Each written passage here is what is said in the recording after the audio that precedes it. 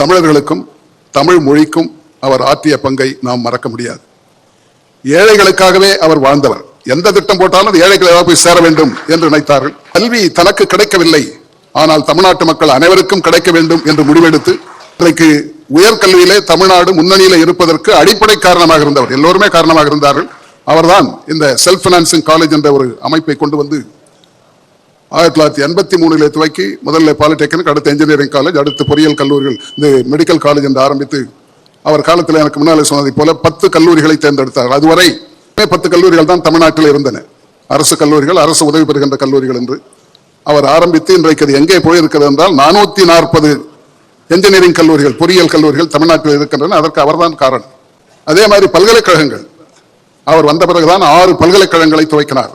அண்ணா பல்கலைக்கழகமே அவர் ஆரம்பித்ததுதான். தமிழ் பல்கலைக்கழகம் அவர் ஆரம்பித்ததுதான். பாரதியார் பெயராலே, பாரதிதாசன் பெயராலே. அது மட்டுமல்ல, எல்லாவிடமும் முக்கியம், மதர் தெரேசா அம்மையாரை தன்னுடைய காரிலேயே அழைத்துக் கொண்டு போய் கொடைக்கானலே மதர் தெரேசா பல்கலைக்கழகத்தை துவக்கி வைக்கின்ற ஒரு வாய்ப்பை அவர்களுக்கு கொடுத்தார்கள். இதெல்லாம் பார்க்கும் பொழுது அவருக்கு படிக்கின்ற வாய்ப்பில்லை, ஆனால் அந்த கல்வி எல்லோரும் பெற வேண்டும் என்று நினைத்தார். எப்படி பள்ளி கல்விக்கு காமராஜரை சொல்லுகின்றோமோ, காரணம் காமராஜர் தன்னுடைய ஆட்சியில் அவரும் 10 ஆண்டு காலம், இவரும் 10 ஆண்டு காலம். அவர் 12,000 பள்ளிகளை துவக்கியதை எப்பொழுதும் நாம் மறப்பதில்லை. அதே போல் நம்முடைய புரட்சித் தலைவர் அவர்கள் உயர்கல்வியிலே தமிழகத்தை இந்தியாவுடைய முதல் மாநிலமாக மாற்றி காட்டினார்கள். பள்ளிகள் கட்டுவதற்காகவும் என்னுடைய சொந்த சொத்தில் பாதியை அளிக்கிறேன். இருக்கும் நேரம் கொஞ்சமாக இருந்தாலும் ஏழைகளுக்கு எவ்வளவு நன்மை செய்ய முடியுமோ அதை செய்வதுதான் எனது முதல் வேலை.